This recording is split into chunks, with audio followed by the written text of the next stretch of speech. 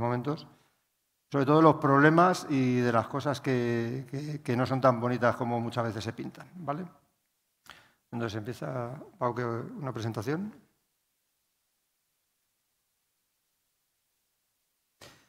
Bueno, gracias por invitarme, Ismael.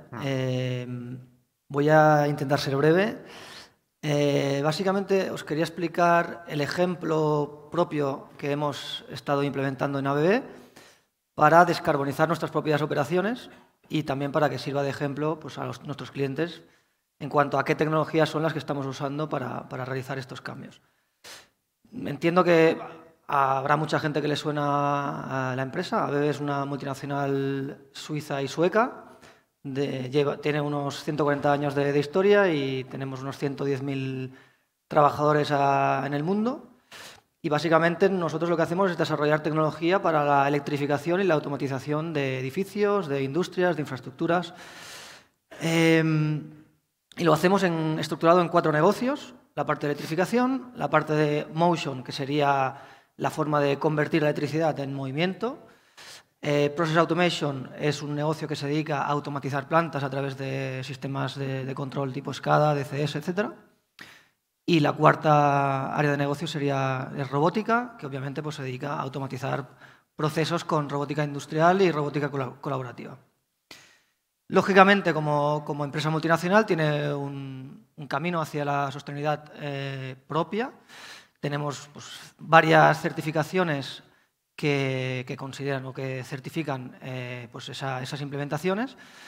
Pero básicamente lo que estamos haciendo es, a partir de los objetivos que tienen nuestros clientes, que sería, sobre todo en Europa, pues cumplir con la normativa, en este caso la EPBD, que es la normativa de edificios, que tiene unos objetivos muy claros en cuanto a la descarbonización de edificios, tiene unas fechas muy claras. Antes de 2030 nosotros ya queremos tener ese objetivo conseguido de que nuestros propios edificios sean edificios net zero, ¿no? Sean edificios de emisiones nulas. Entonces, ¿qué es lo que hacemos? Pues básicamente la iniciativa la hemos llamado Mission to Zero. Es una iniciativa que pretende llegar a este objetivo antes del 2030 y que ya tiene unas 20 plantas a nivel mundial que tienen la calificación de edificio net zero. Lo importante es que aquí en España también lo estamos aplicando y en nuestra fábrica, una de las principales fábricas de ABB en España es la fábrica Niesen, donde fabricamos mecanismos y sistemas de domóticos y de automatización de viviendas.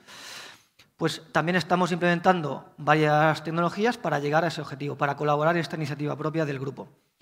A nivel global, el grupo ya ha reducido un 80% las emisiones de gases de efecto invernadero desde el 19 hasta el 24, con lo cual ahora ya estamos algo por encima del 80%, y eso ha significado pues, el ahorro de unos 7.000 coches a lo largo de un año pues recorriendo carreteras con motores de combustión, ¿no? Ese es el ahorro que hemos estado consiguiendo y uno podría pensar pues, que esto no es una herramienta, digamos, que nos beneficia a nivel operativo, pero sí, ha sido también una reducción de uso de energía y la valoración de la compañía también pues, se ha visto recompensada a nivel pues, del accionariado, ¿no? Como os comentaba, el proyecto más emblemático aquí en España es el de la fábrica Niesen, que está en el País Vasco. Es una fábrica también con 100 años de historia. Fabricamos muchísimos productos, entre ellos los mecanismos que comentaba antes, que son productos que además están fabricados con el 98% de materiales reciclados, con lo cual también añaden valor al proyecto del edificio. Y a nivel operativo, pues bueno, aquí podéis ver, he puesto un gráfico, no sé si se ve mucho, pero básicamente son los ahorros de consumos de energía anuales y lo que esto contribuye al ahorro de generación de gases de forma acumulada, ¿no? Y esto, la pregunta es cómo lo hemos hecho, ¿no? Pues básicamente implementando nuestra propia tecnología, nuestros propios productos, nuestras propias soluciones, electrificando los procesos que no estaban electrificados, es decir, empezando por instalar una central fotovoltaica en el tejado de la planta, luego también instalando un sistema de baterías para almacenar aquellos excesos de producción. Luego, una parte importante también, como fabricante de motores y de variadores de frecuencia, pues hemos aplicado esta tecnología con motores de alta eficiencia en el propio proceso productivo de la planta. Y por último, también hemos descarbonizado la parte de movilidad, digamos, con cargadores de vehículo también de ABB. Eso sí, la parte más de infraestructura, ¿no? Luego, la segunda capa que también hemos estado trabajando, pues básicamente ha sido digitalizar el edificio, porque también hay oficinas. Por lo tanto, hemos implementado pues, todo un sistema de sensores y actuadores, tanto en KNX, tanto en BACnet para la producción de clima, que nos hace que el edificio sea confortable y amigable para el usuario que está trabajando en ese aspecto, pero también ahorre energía en aquellas áreas donde el edificio pues, está desocupado o pues, haya cierta inteligencia que el edificio ajuste el consumo pues, según, por ejemplo, la climatología, según pues, la incidencia de la luz, etcétera, etcétera, ¿no? Y como tercera y última capa, pues lógicamente, como cualquier edificio inteligente, pues hemos implementado nuestra propia plataforma de gestión y de control para que el mantenedor, que en este caso son nuestros propios técnicos, pues tenga una supervisión constante del proceso y pueda automatizar pues, aquellas partes de los procesos que todavía queden por automatizar. Y, lógicamente, esta plataforma también nos sirve para lo que es el reporting de ESG, de KPIs de consumo, de emisiones, para que haya un círculo cerrado de mejora continua. Básicamente es el objetivo que teníamos, lo estamos consiguiendo. El año que viene ya vamos a conseguir probablemente, o en 2 años, la calificación de edificio Net Zero. Estamos pues, muy contentos, lógicamente, y muy orgullosos. Y básicamente lo que quería aprovechar, si me permite, Ismael, es a invitar a cualquiera de las personas que nos están escuchando ahora para que si les interesa ver exactamente pues, cómo funciona el sistema y cuáles son aquellas inversiones que hemos hecho, pues son bienvenidos a la fábrica para hacer una visita y que el equipo que está allí físicamente pues, se lo pueda mostrar. Vale, perfecto. Nada, muchísimas gracias. A ver, la siguiente que va a hablar Diego, un poco de las estrategias que tienen de renovables en Islas Baleares y ahora y en el futuro. Muchas gracias, Ismael. Gracias, yo creo que por la medida inconsciente, ¿no?, de dejarme participar aquí. Bueno, aquí somos un poco inconscientes todos, no os preocupéis, es lo bueno.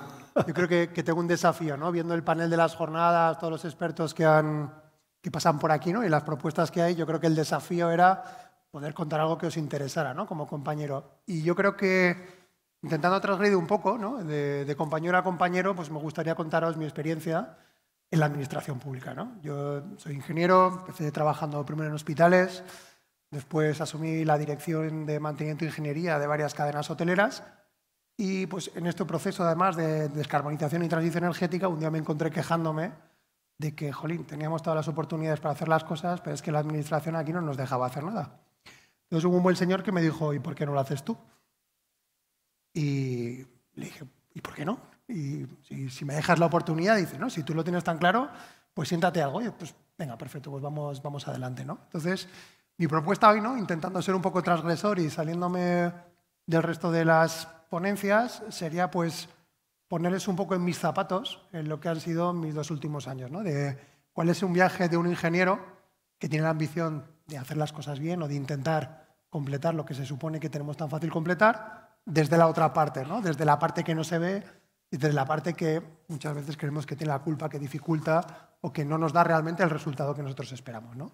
Entonces, yo me siento el primer día en mi silla, asumo mi cartera, presentan un montón de gente, viene un montón de pelotas y cuando ya consigo por fin empezar a leer, ¿no?, y empezar a darme cuenta de qué es lo que necesito y cómo tengo que cumplir, pues pongo un marco, ¿no? Nosotros en Baleares tenemos una ley de transición energética y cambio climático que es del 2019, que fue precursora de 2022 y que ya establecía unos objetivos de reducción de energía primaria, penetración de renovables y descarbonización, que luego, evidentemente, la Unión Europea ha ido aumentando, ha ido aplicando directivas y que ha tenido la generalidad, además, de que, por si no íbamos suficientemente lentos, del 2030 tenemos que pasar del 40 al 55.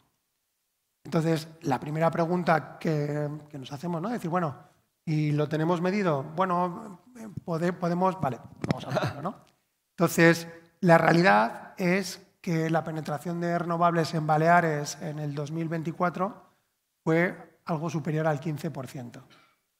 Entonces, ya empezamos mal, ¿no? Es decir, ya en 2020 tendríamos que estar en el 20%, en 2025 en el 30% y por ahora no pintaba bien. Y entonces es cuando dices, bueno, ¿y cuál es el problema, no? Es decir, ¿tenemos carteras? Sí, tenemos 1.000 megavatios en proyectos en cartera pendientes de autorizar, tenemos 300 megavatios de autoconsumo instalados y tenemos dinero de subvenciones. Baleares tiene un plan específico del PRTR para descarbonizar, que al final hemos conseguido reunir más de 240 millones. Pues entonces, por dinero y por proyectos no será, ¿no? Es decir, ¿qué estamos fallando, ¿no? ¿Cuál es el problema como ingeniero? Decir, oye, yo tengo la tecnología, tengo el dinero y tengo la voluntad, ¿qué me falta, ¿no? ¿Qué es lo que me está fallando? Y en este sentido, claro, viendo que tenemos un fracaso de objetivos, lo primero que se nos ocurre es decir, oye, ¿cómo estamos haciendo las cosas, ¿no? Es decir, ¿cuál es el procedimiento? ¿Cómo se da de alta un parque? Es decir, ¿qué es lo que pasa aquí? ¿Por qué me cuesta...? ¿Cuál es el tiempo medio de tramitación de proyectos? Dice, bueno, pues los que salen son 3 años y a algunos les vencen los hitos, ¿cuánto? Pues un 60%. Dice, ¿y por qué? Tan malos son. Es decir, yo entiendo que hay algún proyecto que no esté bien, ¿no? Pero al menos, ¿no? Aunque solo fuera por pura estadística, deberíamos conseguir que alguno llegara bien, ¿no? Y poniéndonos a analizar, haces un repaso, ¿no? Interno, haces una autocrítica y dices, oye, pues mira, de todos estos procedimientos que teníamos, la mitad de los pasos sobran.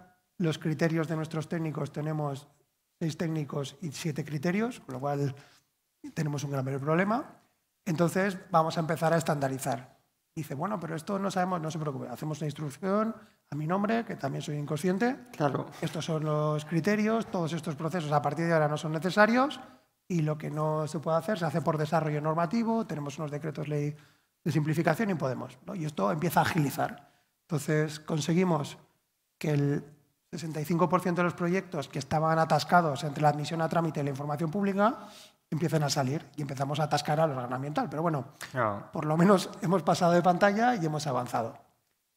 Y con un análisis más profundo vemos que seguimos fracasando, ¿no? Y decimos, oye, pero ¿dónde está el problema? Dice, no, es que ambientalmente algunos son muy difíciles y tienen mucho rechazo social, ¿no? ¿Y por qué? Dice, bueno, es que tenemos unas zonas, pero bueno, al final los desarrolladores nos plantan los proyectos donde quieren. Tenemos unas zonas de exclusión y van probando aquí, y si no prueban aquí, prueban allá, y si no, prueban más allá, ¿no? Y digo, claro, ¿y esto cómo planificamos el transporte y la distribución, ¿no? O sea, ¿cómo podemos aprovechar las líneas de todos estos generadores para que no provoquen un disturbio? Y eso que en Baleares, por ley, las tenemos que enterrar. O sea, desde hace 20 años no se planta un apoyo de alta tensión y todo va enterrado, ¿no? Pues tengo que hablar contigo sobre uno que hay por ahí en el hospital, precisamente. ¿Vale?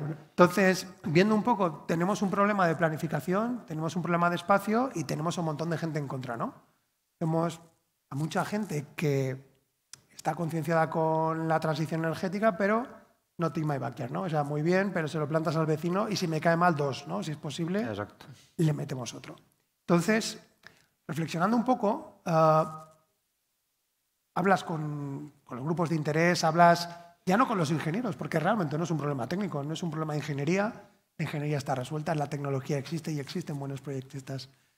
Y te vienen a decir que va a haber un mar de placas, que lo veo desde mi casa, que no me gusta, que es feo. Y en el fondo es un fracaso, ¿no? Es decir, que alguien considere al mismo nivel pues, un parque solar que una incineradora o un silo de misiles nucleares, pues tiene un problema muy grave, ¿no? Es decir, a mí, quizá por la cultura, ¿no? Y por donde vengo me parece bonito y yo creo que es algo que deberíamos enseñar, que no deberíamos esconder, sino que, jolín, estamos demostrando al mundo que nos queremos mucho, que queremos nuestro ambiente y que además queremos reducir nuestras emisiones. Entonces, lo primero que hacemos es encargar un estudio, ¿no? Es decir, todo este miedo al mar de placas, al crecimiento desmedido, a que van a ocupar todo nuestro territorio, nos vamos a quedar sin campos para poder comer. Hacemos una primera estimación viendo de cuánta energía necesitamos en 2050 para pasar a un 100% de electrificación, que conseguimos bajar de 24 teravatios hora a 12 por temas de COVID y de producción de energía eléctrica frente a combustibles fósiles, y sacamos que necesitamos aproximadamente unos 4.300 megavatios. Si somos capaces de colocarlos en urbanos, suelos antropizados, en cubiertas, ¿no? Para entendernos, podríamos llegar a colocar hasta 1.000 megas más, 1.350 megas, y necesitamos 3.150 en suelo, lo que es suelo rústico, en suelo no urbanizable, que al cambio con la tecnología de ahora pueden ser 3.150 hectáreas, ¿no? Y haciendo números, ¿no? Y pintándolo en campos de fútbol, que es lo que nos gusta, ¿no? Pues si esto fuera un campo de fútbol, la superficie necesaria para instalar toda la fotovoltaica que necesitaríamos en los próximos 25 años cabe dentro de un quesito del círculo inicial del centro del campo, ¿no? Es menos del 1%. Entonces, empezamos a entender, es decir, nos estamos saliendo del rango de la ingeniería, aquí tenemos un problema de cultura, ¿no? Porque al final el principal freno o el principal valor es el paisaje. Y cuando empiezas a ahondar, lo que no entiendes como ingeniero, ¿verdad? Que el paisaje no se mide ni en metros cúbicos, ni en kilovatios, ni en amperios, es que es un tema que nosotros idealizamos el paisaje como lo que conocimos cuando éramos jóvenes, ¿no? Para nosotros el paisaje es la visión que teníamos cuando éramos pequeños y es lo que intentamos preservar. Pero lo que no nos damos cuenta es que precisamente el ser humano, para conseguir energía, o sea, para poder cultivar, consumimos, creo que son 2,5 kilovatios hora al día en forma de comida, que son las 2.000 calorías estas de toda esta gente fitness. Hemos modificado el paisaje. Hemos hecho campos, hemos hecho bancales, hemos hecho muros, hemos conducido el agua para generar energía, ¿no? Entonces, realmente, ¿cuál es el problema, no? Si el ser humano ha estado modificando el paisaje para conseguir energía toda su vida, pues es un problema de velocidad, ¿no? Porque todos estos cambios suceden de generación en generación y nosotros hemos pretendido que una misma generación en 10 años vea un cambio que le borre ese paisaje de su juventud y que se lo deje al de sus hijos. Que al de sus hijos seguramente le dará igual, porque ya lo conocerá así, pero tenemos esa generación, ¿no? Entre los jóvenes como yo, que entre los 20, que ya los tengo, y los 50 y muchos, que han tenido esas vivencias y tienen este recuerdo y no pueden cambiar. Entonces, yo creo que tenemos un problema cultural que tenemos que afrontar culturalmente. Yo creo que la forma de poder hacerlo es poder planificarlo de forma consensuada. Es decir, a nosotros los ingenieros realmente el dónde nos da igual. Mientras esté en una zona apropiada, tenga rendimiento y le pueda poner los recursos, lo pondremos donde haga falta y tendremos que hacer pues, un poquito de terapia o de pedagogía y dejar que la gente elija donde los quiera tener. Decir, oiga, yo necesito 3.150 hectáreas. ¿Dónde la quiere poner usted? Póngamelas donde quieran y además yo podré planificar. Podré dimensionar infraestructura de distribución, podré dimensionar el transporte, incluso aprovechar sinergias. Y ya termino, que no me quiero pasar, hablando un poco de la profesión, ¿no? Y de los compañeros.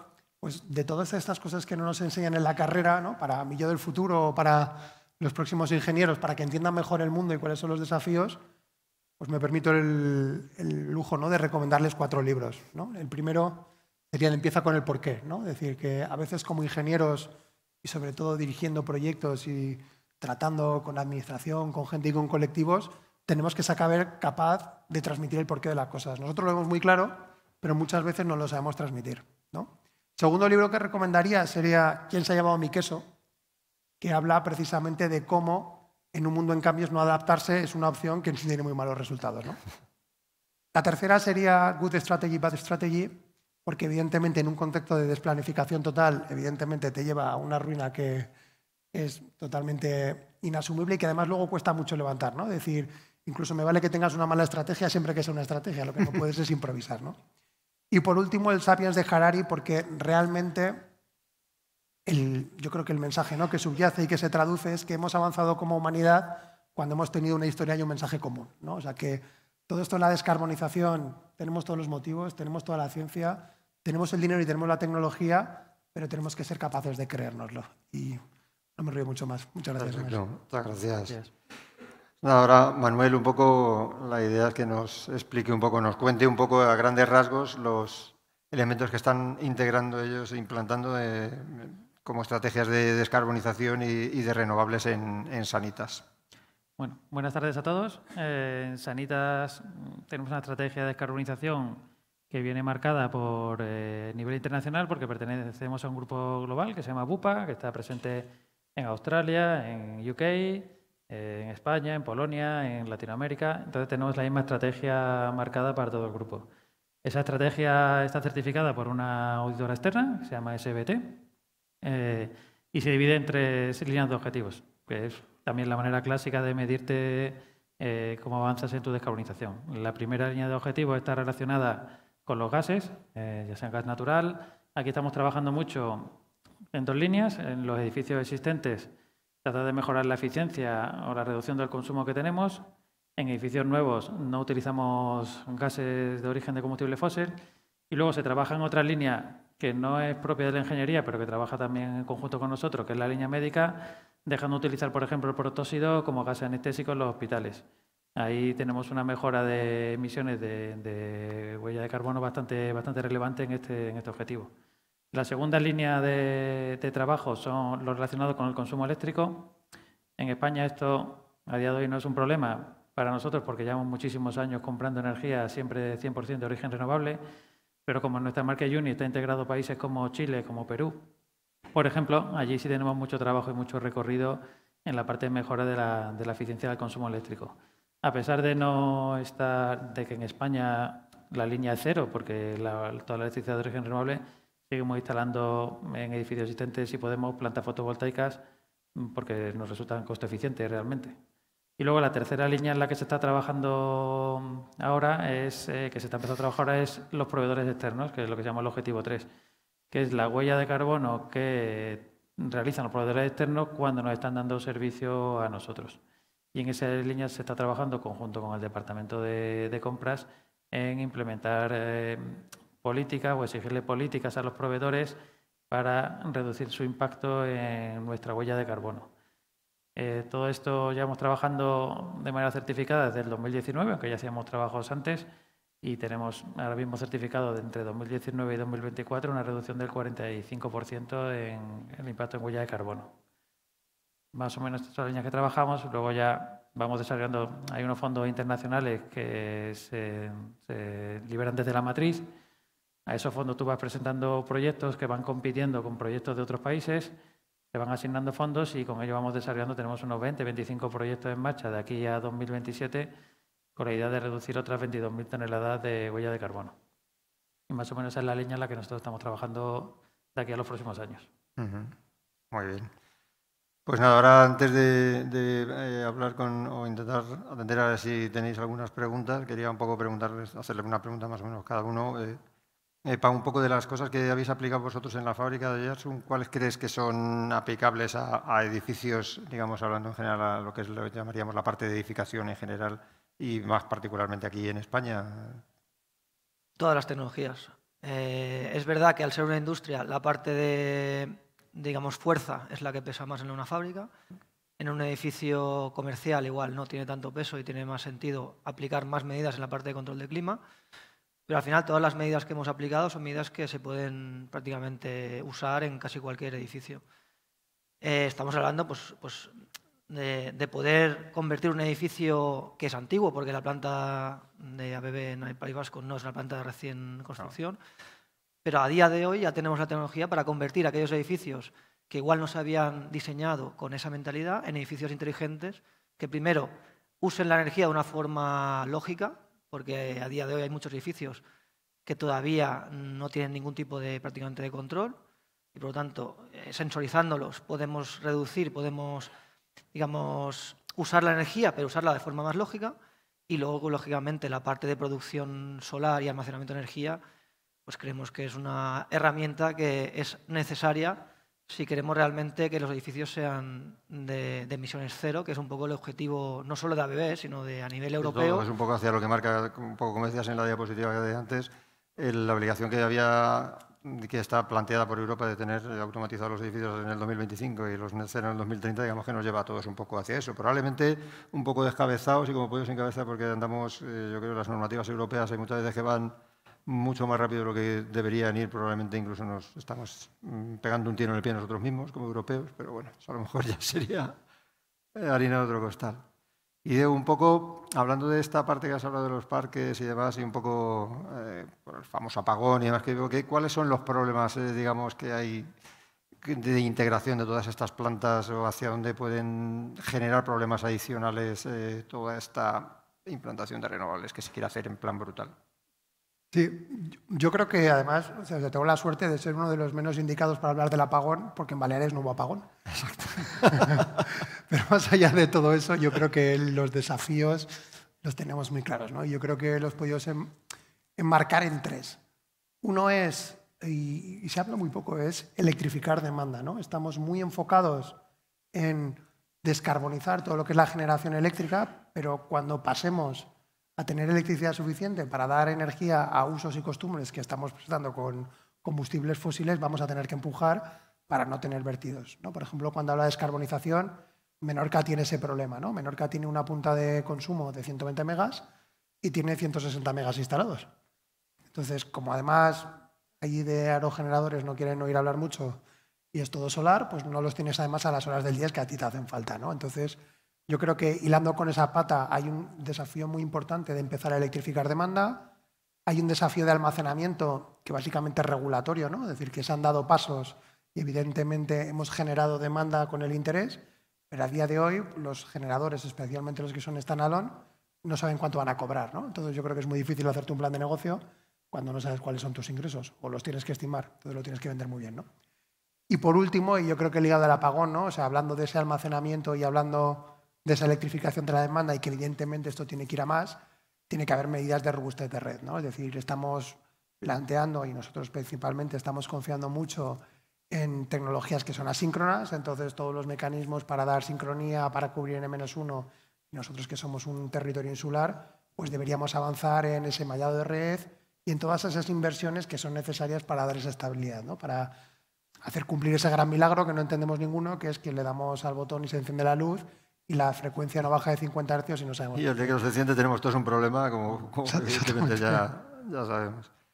Y un poco, Manuel, vosotros en Sanitas, ¿qué problemas o qué dificultades habéis encontrado tanto a la hora de descarbonizar como a la hora de poner energías renovables? Bueno, a la hora de descarbonizar, sobre todo te encuentras problemas en los edificios antiguos. Los edificios nuevos los diseñamos ya para que sean, como pide el compañero, demandantes de energía eléctrica y no demandantes de otro tipo de fuentes de energía. El problema lo tienes nosotros tenemos muchas residencias de mayores, tenemos hospitales no tantos, tenemos muchos centros que tiran de tecnología de gas y no es fácil eliminar esa tecnología que necesita calefacción en un ambiente que es bastante delicado, como son las residencias de mayores, por ejemplo, y prescindir de ella. Entonces, ahí estamos trabajando en mejorar la eficiencia de los sistemas que tenemos y estamos tratando, ya muchos años trabajando, pero por ahora no lo hemos conseguido, en tratar de conseguir que se nos acepte un gas que sea de origen verde y que se nos acepte, pero ahí encontramos también resistencia por parte de nuestra propia certificadora. Nuestra certificadora no la contratamos nosotros, viene impuesta desde Inglaterra, con lo cual es completamente independiente, no podemos, ellos tienen sus criterios y nos cuesta, por ejemplo, vencer esa resistencia. Es casi regulatorio, podríamos decir. Entonces, tenemos un reto muy grande, que es cómo descarbonizamos edificios antiguos cuyas instalaciones están diseñadas para trabajar a unas temperaturas y los elementos normales de producción eléctrica trabajan a otras temperaturas, lo cual supone una pérdida de rendimiento que esos edificios no pueden asumir. Y al final tenemos un parque muy grande que está ocupado, gracias a Dios, está ocupado. Por tanto, no puede decir, bueno, pues cierro una residencia y la remodelo entera, porque tenemos residentes dentro que no podemos alojar, tenemos un nivel de ocupación del 90 y tantos %. No podemos realojar residentes de una residencia a otra. Entonces yo creo que tenemos un reto bastante grande en cómo atacamos los edificios preexistentes. Los edificios nuevos se suponen otros retos diferentes, pero no desde el punto de vista de qué energía utilizas para trabajar con ellos. Claro. No, nosotros un poco también lo que hemos visto en eso, ahondando un poco en lo mismo, que precisamente nosotros que en Promec nos dedicamos mucho, evidentemente, a la parte de hospitales, hay dos problemas muy gordos. Uno, como decía, en cuanto a la descarbonización, que la descarbonización de los hospitales existentes y tiene sistemas de alta temperatura, como tienen solo sistemas de alta temperatura de calefacción, que podríamos tener en cualquier, a lo mejor, otro edificio antiguo, sino que tiene sistemas de humectación, sistemas que hacen generación de vapor y demás, en los que nadie los ha tenido en cuenta en muchos sitios. Yo me acuerdo de lo que digo, comentando, por ejemplo, cuando vinieron los de la Unión Europea a hacer la revisión del 12 de octubre, que terminamos hace un par de años, yo les estuve planteando a los técnicos, digo, pero bueno, vosotros no os habéis planteado ninguno digo, porque cuando hay que hacer un edificio de oficinas o unas viviendas, todo se puede hacer aparte de una bombita de calor, todo en baja temperatura, no tienes ningún problema. Pero cuando tienes una cosa gorda como un hospital, dice, ¿qué haces? ¿Qué haces? Dices, no, es verdad, claro. Dice, claro, pero en eso no ha pensado nadie. Y ahora resulta que dices, no, se puede generar vapor con bombas de calor. Dice, sí, se puede generar. Hay tecnología para ella, tecnología muy cara y muy restringida, que se puede utilizar en la industria, porque te permite generar con bombas de calor agua a 150 grados. Pero esa tecnología, llevarla a una parte de edificación es impensable por el costo y por lo que supone. O sea, hay muchas veces que yo creo que vamos demasiado rápido, como os decía antes, en lo que es la implantación de esas cosas. Y un poco pasa igual con la parte de renovables. En la parte de renovables yo creo que se ha querido ir mucho más rápido en determinadas cosas de lo que te dice la técnica razonada del ciclo de vida de los edificios, sobre todo, del ciclo de vida de la tecnología que tienes que ir aplicando en cada uno de ellos, básicamente. Así que, bueno, así estamos. No sé si queréis hacer alguna pregunta, algo que os quede en el tintero, Carlos. No sé si tienes un micrófono, ¿tenéis? Aquí, por aquí.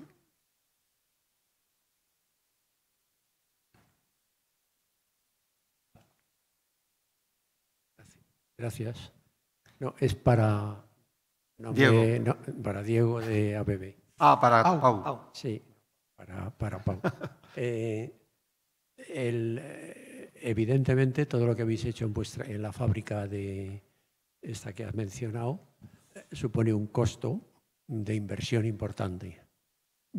¿Es amortizable o simplemente es un costo más que se repercute en el aumento del costo de lo que produzcáis? ¿O consideras que puede ser amortizable y que no repercute en el costo porque los ahorros en consumo justifican la inversión? Bueno, es una buena pregunta, gracias. En nuestro caso, no puedo hablar por otras empresas, pero en nuestro caso el tema de la sostenibilidad es una estrategia del grupo, es algo que no se negocia, y lo que hemos hecho es invertir CAPEX, es decir, invertir capital en reducir el OPEX, que es el coste operativo de la fábrica. Y el resultado, en nuestro caso, ha sido muy positivo porque hemos reducido el coste propio de la fábrica en un 30%. Eso es lo que hemos conseguido y todavía no hemos acabado. Con lo cual, lo que hemos hecho es, digamos, desde fuera, desde lo que son los inversores de la compañía, ser más rentables, que es también otra estrategia que tenemos. Con lo cual, en nuestro caso, sí que ha sido una estrategia rentable y es una estrategia que además ha dado resultados porque ha aumentado el valor de la compañía. Y no es una inversión que tenga una repercusión directa con el precio del producto que se fabrica, porque al final nosotros lo que queremos es que los clientes puedan implementar estas tecnologías, con lo cual sería un poco incoherente el ser menos competitivos a la hora de ofrecer estas tecnologías a los clientes. Con lo cual, en nuestro caso, sí que ha sido una estrategia rentable. Gracias. ¿Allí querían alguno? Gracias. Bueno, soy Ignacio Cámara de BSR y mi pregunta va para Manuel, porque bueno, nosotros somos una ingeniería y trabajamos con muchas residencias de ancianos, y con el tema que planteabas acerca de la calefacción, como bien ha dicho Ismael, sí que es verdad que hay equipos bomba de calor que, bueno, para producción de vapor a temperaturas muy elevadas es un sistema muy costoso y que tiene unas aplicaciones bastante específicas.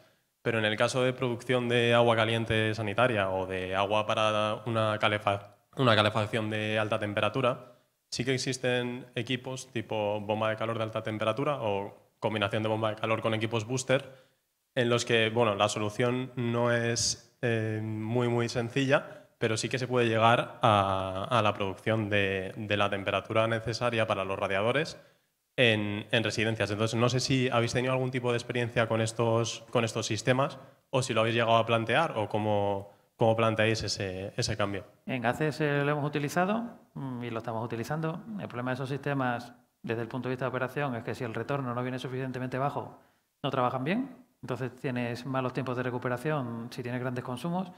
Es verdad que las residencias no tienen esos picos de consumo tan fuertes como en los hospitales, pero al final sí hay sistemas, pero tienen problemas también, como todos los sistemas, ¿eh? No hay sistema perfecto.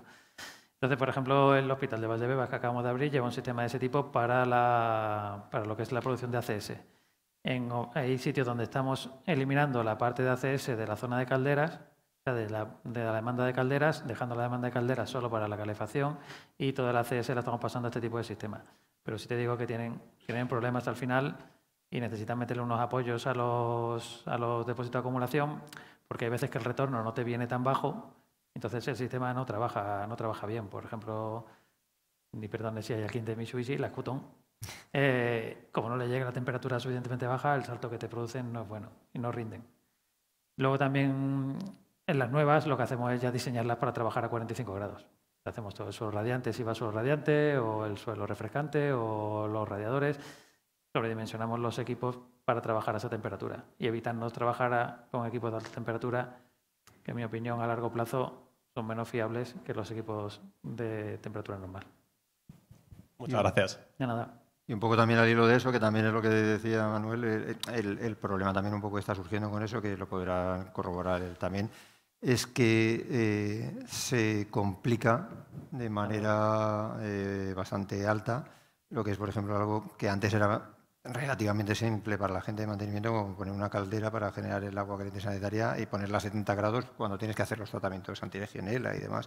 Tienes que llegar a esas temperaturas con una bomba de calor booster, lo tienes que hacer en 2 etapas, sobre todo en grandes potencias. Que hablas de pequeñas potencias, pues bueno, lo puedes suplir con alguna directa y demás. Pues cuando estás hablando de potencias de 500, 1000 kilovatios, 2000, como nos encontramos a lo mejor en hospitales grandes, es un problema real en cuanto a complejidad del sistema. De hecho, por ejemplo, nosotros diseñamos un sistema parecido para el Hospital de Puerto Llano y nos llamaron del SESCAM para decir que qué había pasado. Pues lo que ha pasado es que la normativa cambia, avanza y el reto de la electrificación te lleva a esto, a que tienes que hacer que el sistema sea más complejo que el que antes tenías con un simple funcionamiento de una caldera para conseguir los rendimientos energéticos que piden y que están derivados de las actualizaciones del código técnico, de los Near Zero y de los Net Zero que tendrán que llegar en futuras ocasiones, básicamente.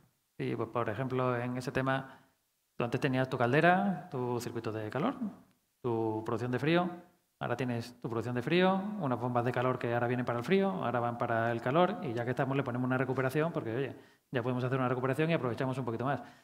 Tú lo diseñas, de ingeniería va perfecto, pero luego hay unos señores de mantenimiento que lo tienen que operar. Nosotros, como cogemos el edificio desde que es un terreno hasta que lo operamos, luego en mantenimiento se encuentra con muchísimos problemas porque a veces no son capaces de manejar esos sistemas.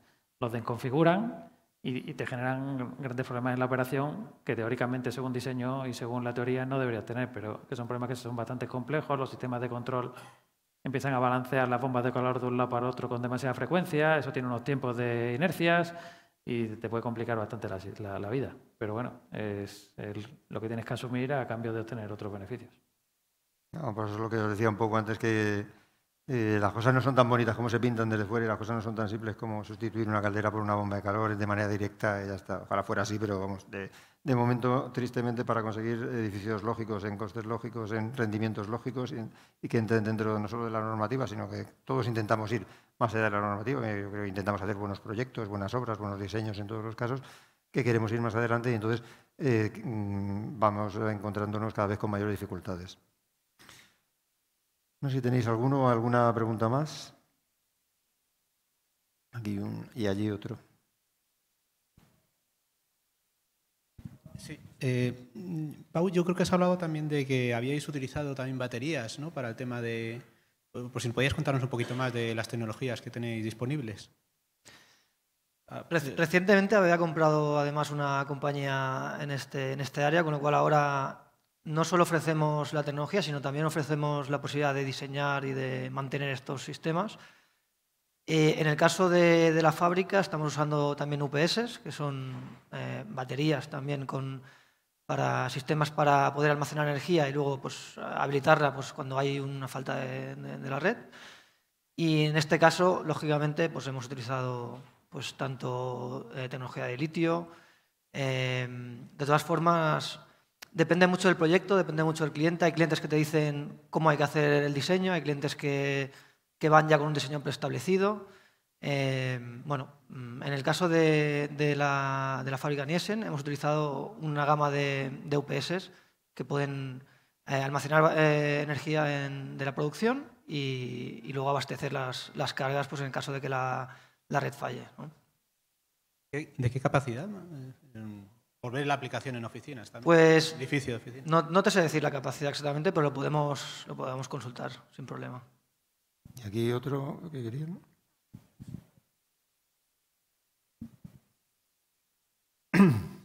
Gracias. Pronto era para Diego. También en general tenía dos preguntas. Una es, desde el punto de vista de las normativas directivas que nos vienen de Europa, que yo creo que, bueno, como decía Ismael, vamos como pollos en cabeza y hasta qué punto, qué margen tenemos luego en España o cada país miembro, ¿no? Para adaptar esas directivas en tiempo y forma, ¿no? Porque da la impresión, como hablabais antes, ¿no? Que de repente había unos objetivos para 2030 que se varían sobre la marcha. Entonces, Entonces, si realmente hay margen, si la administración pública, esa agilidad que dices que habéis procurado para procedimientos o tal, hay margen para facilitar ese tipo de adaptación. Y a la vez, si hay margen en la administración para adaptar esas directivas o particularizarlas, ¿no? Lo mencionaba antes Ismael o Manuel, como hay directivas con unos objetivos que se aplican que no son fácilmente aplicables según el uso del edificio. Aquí tenemos hospitales o grupos sanitarios, tenemos un uso industrial.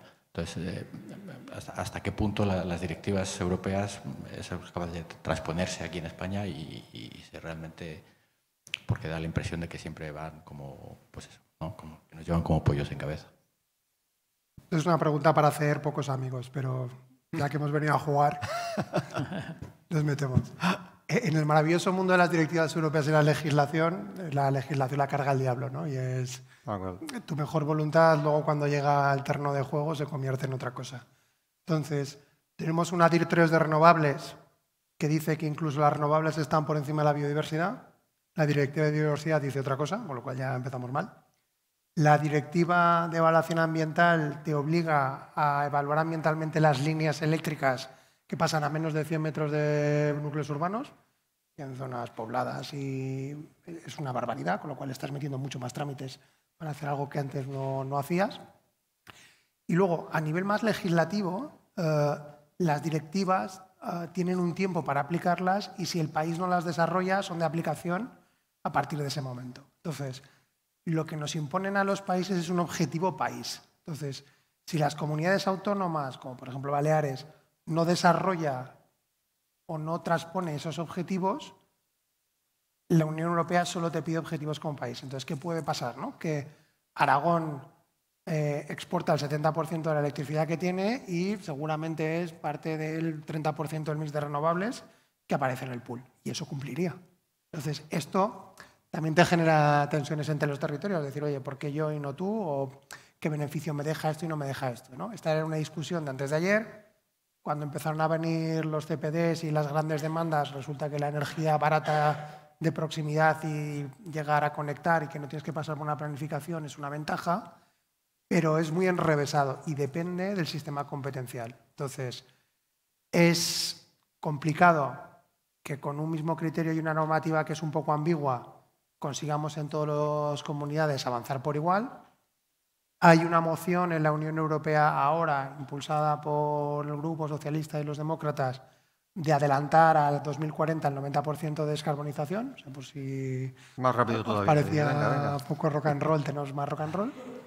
Y entiendo que todo pasa por ordenar. O sea, para mí, principalmente, o sea, si tengo que hacer autocrítica, el principal fallo del sistema es que hemos dejado de planificar. Es decir, todo lo que era la generación eléctrica, independientemente de que estuviera en pocas manos y en pocos puntos, estaba muy estudiada, tenía previsión de crecimiento vegetativo y estaba ordenada. Entonces, ahora la normativa, con tal de abrir el mercado, lo que ha conseguido es que tú adquieres unos derechos y te pones donde quieres. Y el que venga detrás que planifique. Entonces, tú vas instalando parques con un ritmo que si todo va bien es a un año y medio y las planificaciones eléctricas son a 5 años. Entonces, lo que os hablaba antes de dar esa estabilidad de la red, de poder llevar a la demanda todo ese tipo de generación, tiene tiempos muy diferentes. Para mí la solución, como os he dicho antes, es, en vez de ir proyecto a proyecto y partido a partido, cabe pensar en una planificación, como se hacía antes con los planes directores sectoriales, decir, oye, necesitamos tanta potencia, necesitamos tantas instalaciones, pues aquí, ordenadamente, con concurrencia en los nudos, con un proceso de planificación y empezar a meterlas de manera ordenada. Si metemos mucha generación renovable pero no tenemos demanda, vamos a tener vertidos. Y vamos a conseguir además pues que los nuevos actores que entran, que no tienen ni el arraigo, ni la inversión, ni el coste hundido de los tradicionales, llega un momento que se vayan. Es decir, ¿quién quiere producir electricidad a coste cero? Entonces, creo que el principal desafío viene de ordenar. Requiere de una planificación y, aunque suene fatal, requiere de cierto tipo de intervención para que esto tenga un sentido y que no se nos sálvese quien pueda. Porque si no, llegaremos a un momento que será un caos y tendremos que ponernos de rodillas para lograr que los generadores no se nos vayan. Tenemos un problema de país. Sí, está claro. Bueno, pues nos hemos quedado sin tiempo, pero vamos, creo que ha sido bastante interesante. Si queréis hacer más preguntas, estaremos todos por aquí. Y os invito, os exhorto, os ruego, me gustaría que fuerais a la ponencia que hay en el auditorio, que ahora es muy interesante, que es básicamente el gran objetivo de este congreso y de los congresos que empezamos a hacer hace 2 años, que es esta la tercera edición, sobre lo que es el papel que queremos y que creemos que debe tener el ingeniero diferenciado del arquitecto y desligado de él, y con nuestras responsabilidades propias en los procesos de edificación. Muchas gracias a todos y buenas tardes. Un placer.